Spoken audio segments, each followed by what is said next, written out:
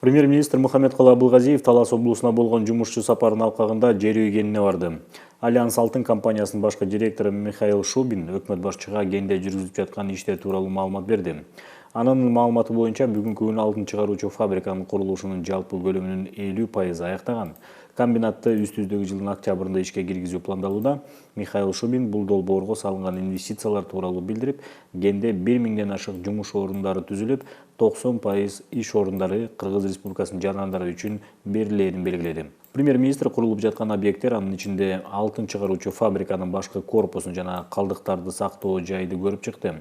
Өкмөт башчысы билдиргендей, Кыргыз Республикасынын жана Россия Федерациясынын ортосундагы стратегиялык өнөктөштүк мамилелерди эске алганда мындай ири инвестициялык долбоор өзгөчө маанилүү. Премьер-министр компания мамлекеттин алдындагы милдеттерин толук көлөмдө аткарып жана кендеги бардык курулуш иштерин өз убагында аяктоону камсыз кылып жатканын белгиледи. Мухаммедкалы Абылгазиев ишкананын жамааты менен маектешип, компетенттүү мамлекеттик органдардын жетекчилерине аткарылып жаткан иштердин жогорку сапатын камсыз кылуу максатында Альянс Алтын компаниясына кол кабыш кылуу боюнча бир катар тапшырмаларды берди. Өкмөт башчы бардык экологиялык жана техникалык талаптарды аткарууга көзөмөлдүү камсыз кылуу зарылдыгына өзгөчө көңүл бурду. Комбинат иштегенде 1000ге жакын жумуш орну болот комбинаттын өзүндө. Бул карьерде иштейт. Андан кийин бул комбинат менен кошо иштешкен жергиликтүү, мисалы үчүн азык-түлүк продукциялары, тамак ашты жана башка керектөрүүчү продукцияларды ташып, ушулар менен келишим менен иштегендердин баарын кошсок, ушу 1,5 миңден ашык жарандарыбыз иштейт. Ошонун 90%дан ашыгы сөзсүз түрдө биздин өзүбүздүн жарандарыбыз болот. Муну дагы мына комбинаттын жетекчиси айтып атат. Анан бул комбинаттагы дагы өзү бул жаңы технология менен келип атат. Мына азыр көрүп атабыз. Салганда дагы жогорку деңгээлде иштеп жүргөн фирмалар, подряддык мекеме болуп ошону салып атышат. Биз да ошо талапты коюп, тездеткиле деп талапты койдук. Буга да өздөрү ынтызар. Себеби дегенде бардык бизнес ушу акча каражаты кредитке алынгандан кийин сөзсүз түрдө тезирээк продукцияны алып, сатып, өзүнүн кирешесин көрүш керек. Экология маселеси жергиликтүү калк менен чечилген. Мына жергиликтүү биздин бийликтин өкүлдөрү, өкмөттүн өкүлдөрү, жергиликтүү бийликтер эл менен иштеп, бул жерде мына азыр 400га жакын өзүбүздүн жарандар иштеп атат. Алар көрүп атат кандай бул иш жүрүп атканы. Бул жерге ошол жанагыдай кургак гана суу менен келбейт, таштанды, калдыгыч. Бул кургак гана келет, ушул жерде анан жанагы технологиясы боюнча жайылып, үстүн анан кийин бул жерден кеткенде өзүнчө экология сакталган, ушул жерде чөп өсө турган, дарак өсө турган жерлер калат. Эми коопсуз шаар долбооруна түшкөн айыппулдун бир бөлүгү тез жардам кызматынын материалдык техникалык базасын жакшыртууга жумшалат. Тийиштүү чечимге Мухаммедкалы Абылгазиев кол койду. Киргизилген өзгөртүүлөргө ылайык кызыктар тараптардын бардыгына акчаларды бөлүштүрүлгөндөн кийин Финансы министрлигинин эсебинде калган сумманын 50% милдеттүү медициналык камсыздандыруу фондуна которулуп, медициналык тез жардам машинелерин алууга, жаңы станцияларын ачууга, аларга керектүү материалдык техникалык жабдууларды сатып алууга жумшалат. Өлкөдөгү калктын табигый өсүүсүн эске алсак, медициналык тез жардам машинелерине болгон муктаждыктын саны өсүүдө. Ушуга байланыштуу тез жардам машинелерин сатып алуу маселесин чечүү мамлекет үчүн маанилүү социалдык маселе болуп саналат. Өзгөчө кырдаалдардын алдын алуу иштерин күчөтүүсүн премьер-министр Мухаммедкалы Абылгазиев тиешелүү органдардын жетекчилерине тапшырды. Өзгөчө кырдаалдар министри Нурболот Мирзахмедов билдиргендей, акыркы күндөрү Жалал Абад, Баткен, Ош жана Нарын облустарынын айрым тоолуу аймактарында сел жүрүү көбөйгөн. Жерлерде министрликтердин кызматкерлери селдин кесепетин жоюу иштерин жүргүзүүдө. Мухаммедкалы Абылгазиев өзгөчө кырдаалдар учурунда бардык тиешелүү органдар ыкчам жана биргелешип иш алып баруу керектигин баса белгиледи. Айыл жана шаарларды сел, жер титирөө, жер көчкүдөн коргоо үчүн жана өзгөчө кырдаалдарды алдын алуу үчүн сапаттуу комплекстүү иш аткарышыбыз керек. Жарандардын өрт жана суудагы коопсуздугуна, өзгөчө жаш балдардын коопсуздугуна көңүл бурууңуздарды өтүнөм, деди өкмөт башчы. Ошондой эле ал туристтик сезондун активдүү этабынын башталышына байланыштуу бардык курорттук аймактарында жана башка көп эл чогулган жерлерде коопсуздук чараларын күчөтүү зарылдыгын билдирди. Жыйындын жүрүшүндө өзгөчө кырдаалдардын турак жайларды камсыздоо маселеси дагы каралып, ал үчүн жергиликтүү жашоочуларга, айрыкча өлкөнүн кооптуу аймактарында жашаган калктын арасында түшүндүрүү иштерин жүргүзүү керектигин айтылды. Бишкекте 8-чи кыргыз-казак өкмөт аралык кеңешинин жыйыны өттү. Мында Кыргызстан менен Казакстандын ортосунда эки тараптуу кызматташтыктагы актуалдуу маселелер талкууланды.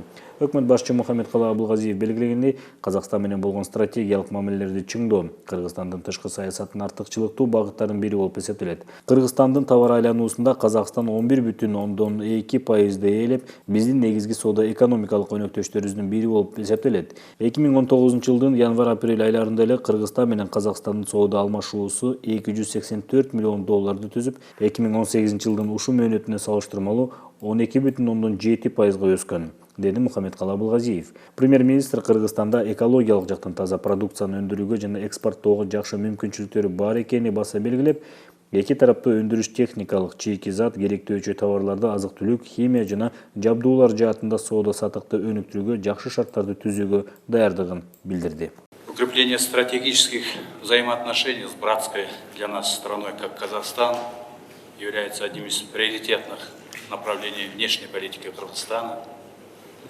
Хотел бы отметить, что кыргызско-казахстанские отношения развиваются на должном уровне, поддерживается активной политико-экономический диалог, осуществляются контакты на всех уровнях, которые, несомненно, способствуют содержательному наполнению двустороннего партнерства.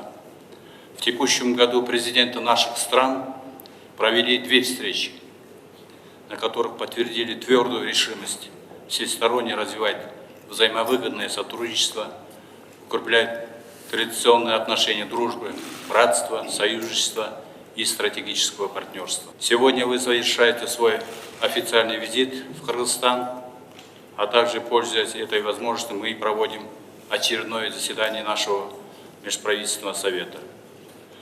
Наши эксперты перед вашим визитом 2 дня кропотливо поработали над проектом итогового документа. Мы перед собой ставим большую цель – обеспечить продвижение актуальных вопросов двусторонней повестки. Также хотелось бы снять имеющиеся текущие вопросы, но самое главное – использовать данную возможность для содержательного наполнения планируемого визита президента Республики Казахстан, уважаемого Касым-Жомарт Токаева в Кыргызстан в текущем году. Такая задача также была и нашим руководством. В этой связи хотел бы выразить надежду, что в рамках нашей встречи и заседания Межправительственного совета нам удастся найти взаимоприемлемые решения по всем вопросам повестки дня, а также определить пути активизации нашего сотрудничества. Тараптар биринчи тар чөйрөдө бир катар маселелер боюнча пикир алмашып, андан соң кенен форматка өтүштү. Анда негизги маселелер соода, экономикалык, транспорттук байланыштарды күчөтүү, инвестиция жана башка тармактарда алаканы өркүндөтүү болду. Бүгүнкү жыйын Казакстан Республикасынын премьер-министри урматтуу Аскар Узакбаевич Маминдин Кыргыз Республикасына расмий визитинин алкагында өтүп жаткандыгы абдан кубандырат. Сиз бизге ушундай өкүлчүлүктүү команда менен келип жатканыңызга абдан кубанычтабыз жана Казакстандын эки тараптуу стратегиялык кызматташтыгын өнүктүрүү жана чыңдоо маселелерине сиздер өзгөчө көңүл буруп жаткандарыңыздарга ыраазычылык билдиребиз. Учурдан пайдаланып сизди дагы бир жолу Казакстан Республикасынын премьер-министри кызматына дайындалышыңыз менен чын жүрөктөн куттуктайм. Сизге көп ийгиликтерди жана казак элине бакубат, өнүгүү жана тынчтык каалайбыз. Казакстан менен стратегиялык өз ара мамилелерди чыңдоо Кыргызстандын тышкы саясатындагы артыкчылыктуу багыттардын бири болуп эсептелет. Кыргыз-Казакстан мамилелери тийиштүү деңгээлде өнүгүүдө, активдүү саясий экономикалык диалог колдоого алынып жаткандыгы, баардык деңгээлде байланыштар ишке ашырылып жаткандыгы, алар албетте эки тараптуу өнөктөштүктүн маанилүү ишке ашырылышына көмөк берерин белгилейм. Эки өлкөнүн мамлекет башчылары тарабынан өз ара пайдалуу кызматташтыкты ар тараптуу өнүктүрүү, салттуу достук мамилелерди, союздаштыкты жана стратегиялык өнөктөштүктү чыңдоо боюнча так милдет коюлган. Бүгүнкү жыйын Кыргыз-Казакстан кызматташтыгынын актуалдуу маселелери боюнча пикир алышуу мүмкүндүгү жана биздин өз ара байланыштарыбыздын бир катар келечектүү багыттары боюнча макулдашууларга жетишүү максатын көздөйт. Биз алдыбызга эки тараптуу мамиленин актуалдуу маселелерин алга жылдырууну камсыз кылуу максатын койгонбуз. Ушуга байланыштуу биздин жолугушуубуздун алкагында жана өкмөттөр аралык кеңештин жыйындарында өз ара алгылыктуу чечимдерди таба алабыз. Ошондой эле кызматташтыкты активдештирүүнүн жолдорун аныктайбыз деп ишенем. Эки өлкөнүн ортосундагы стратегиялык жана союздаштык мамилелер биздин элдин бакубаттыгында мындан ары дагы чыңдала берерине ишенем. Өз учурунда Казакстандын премьер-министри Аскар Мамин бүгүнкү күн тартибинин мазмундуулугуна көңүл буруп, кабыл алынган чечимдер эки тараптын кызматташуусуна чоң салымын кошоорун билдирди. Кыргызстан для нас ближайший союзник, которыми нас объединяет общее историческое прошлое, культура, религия. Говоря об уровне наших отношений, первый президент Республики Казахстан Елбасы Нурсултан Абишевич Назарбаев подчеркивал, что отношения Казахстана и Кыргызстана должны быть образцовыми. Поэтому кыргызский народ всегда будет для нас братским, а Кыргызстан самым близким соседом и стратегическим партнером. Отношения между нашими странами характеризуются высоким уровнем взаимодействия, основанным на высоком уровне доверия и взаимной поддержки. Хотел бы подчеркнуть, что сегодняшнее заседание проходит в преддверии ожидаемого осенью текущего года государственного визита президента Республики Казахстан Касымжана Кемелевича Токаева в Кыргызстан. Это хорошая возможность сверить часы по актуальным вопросам двустороннего сотрудничества, определить перспективы направления взаимодействия. Как вы правильно отметили, сегодняшняя наша повестка является очень насыщенной, и за время существования Совет стал эффективной площадкой и связующим звеном построения конструктивного диалога между нашими странами. На данных заседаниях рассматривается самый широкий спектр вопросов двустороннего взаимодействия, и мы имеем возможность в доверительном формате высказаться и обменяться мнением по всем возникающим вопросам. Я убежден, что принятые сегодня решения внесут весомый вклад в дальнейшее углубление взаимодействия между нашими странами и придадут серьезный импульс развитию двустороннего экономического сотрудничества. Жыйындын жүрүшүндө бир катар документтерге кол коюлду. Айыл чарба продукциясын соода сатык жаатында кызматташуу, экспорттук жеткирүүлөрдү камсыздандыруу, экономикалык кызматташуу жана салык башкаруу иш-аракеттери планы, инфраструктуралык долбоорлорду ишке ашыруу жаатында кызматташуу жөнүндө меморандум жана 8-чи Кыргыз-Казак өкмөт аралык кеңештин протоколу.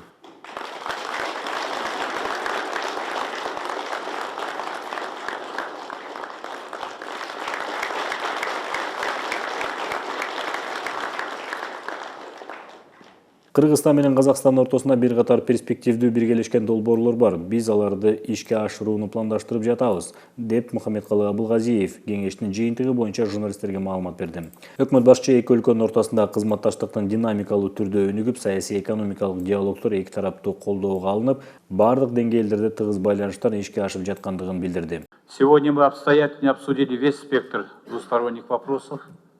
По многим из них пришли к взаимному пониманию, достигли договоренностей с учетом взаимных интересов. По некоторым вопросам наметили пути их решения. Мы рассмотрели ход реализации ранее достигнутых договоренностей на уровне глав государств и правительств. Мы считаем, что они должны реализовываться своевременно. Особое внимание было уделено дальнейшему развитию и углублению нашего сотрудничества в области экономики, торговли, инвестиций, сельского хозяйства, реализации совместных проектов в сфере транспорта и коммуникаций, а также использования водно-энергетических ресурсов в регионе. Казахстан является одним из основных торговых партнеров Кыргызстана. По объему торговли занимает 3-е место среди наших внешнеэкономических партнеров. В 2018 году объем взаимного товарооборота составил 843 миллиона долларов США и по сравнению с 2017 годом увеличится на 7%. Это достаточно хороший показатель. Мы договорились и далее приложить необходимые усилия для увеличения объема взаимного товарооборота. У нас намечен ряд перспективных совместных проектов, которые мы рассчитываем совместно реализовать. Также мы рассмотрели приграничные вопросы, в том числе строительство автодорог, возведение мостов, совершенствование работы контрольно-пропускных пунктов на границе. По всем вопросам нашли взаимоприемлемые пути решения. Не обошли стороной вопросы культурного сотрудничества двух братских народов, имеющие общие исторические, культурные и языковые корни и традиции. Мы пришли к единому мнению, что сотрудничество в этой сфере надо активно реализовать.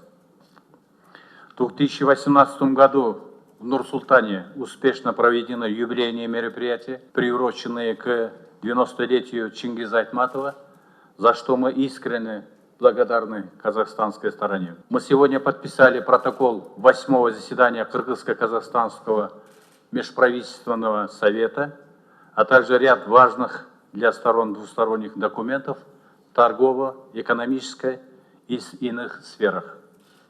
В целом, кыргызская делегация довольна результатами переговоров. У нас много наработок и планов для содержательной работы. Самое главное, наши государства обоюдно заинтересованы и нацелены на дальнейшее углубление взаимовыгодного сотрудничества, которое отвечает интересам наших братских народов. Өз учурунда Казакстандын премьер-министри Аскар Мамин ишеним жана өз ара жардам көрсөтүү боюнча эки өлкөнүн ортосундагы карым-катнаштар кызматташуунун жогорку деңгээлинде мүнөздөлүшүн белгиледи. Мы высоко оцениваем итоги наших переговоров и считаем, что в ходе переговоров состоялся обстоятельный обмен мнениями по всем актуальным вопросам двусторонних отношений. Особое внимание было уделено развитию торгово-экономического сотрудничества. Мы договорились наращивать объем товарооборота, расширять номенклатуру поставляемых товаров. Как уже отмечалось, мы считаем, что имеется значительный потенциал, который не до конца использован. И тот объем товарооборота, который мы имели в 2018 году в объеме 850 миллионов долларов, и поставили перед собой задачу уже в 2020 году довести объем товарооборота до 1 миллиарда долларов. Для этого все есть необходимые возможности. Мы договорились активно усиливать инвестиционное сотрудничество. В нашей делегации группа бизнесменов, которые готовы рассматривать инвестиционные проекты совместно со своими коллегами из Кыргызстана, готовы инвестировать в экономику Кыргызстана по различным инвестиционным проектам в различных сферах экономики. И я уверен, что сегодняшнее заседание оно будет очень хорошим стимулом и импульс придаст дополнительное развитие именно инвестиционного сотрудничества. Довольно подробно был обсужден ряд проектов промышленной кооперации. Стороны сблизили позиции по ключевым аспектам сотрудничества в водно-энергетической сфере. В принципе, все проблемные вопросы, актуальные вопросы сотрудничества в этой сфере были решены. Мы были едины во мнении, что необходимо повысить качество и уровень экономического взаимодействия, значительный потенциал в межрегиональной торговле. Мы договорились мобилизовать усилия для создания региональных возможностей и создания благоприятных условий для межрегиональной торговли, создание совместных предприятий в приоритетных отраслях экономики, а также регулярного проведения отраслевых бизнес-форумов. Как еще раз хотелось бы отметить, что в целом уже в Кыргызстане порядка 700 миллионов накопленных прямых инвестиций из экономики Казахстана в экономику Кыргызстана. Мы намерены придать дальнейший импульс развитию инвестиционного сотрудничества. Те проекты, которые сегодня реализуются в Кыргызстане, они имеют очень хорошие перспективы. По тем, где есть какие-то проблемные вопросы, Мухаммед Калидович Шукевич сам лично сказал, что на следующей неделе встретится с нашими инвесторами и обсудит проблемные вопросы, которые возникают в ходе реализации совместных инвестпроектов. Поэтому я хотел бы выразить особую благодарность Мухаммеду Калидовичу Шукевичу. Сөзүнүн аягында Мухаммедкалы Абылгазиев инвестиция тартуу боюнча Кыргызстан активдүү иш алып барганын белгиледи. Анын айтымында өлкөдө инвесторлорго жакшы өлкө түзүлгөн. Алардын кызыкчылыгы корголоорун айтып, казакстандык инвесторлорду Кыргызстанга иштөөгө чакырды. Инвесторы, которые приходят из Казахстана, они будут защищены наравне с местными бизнесменами, наравне с инвесторами из других стран. Я еще раз подчеркиваю, что я сам буду лично принимать и иметь контакт с каждым инвестором, который приходит с братского Казахстана.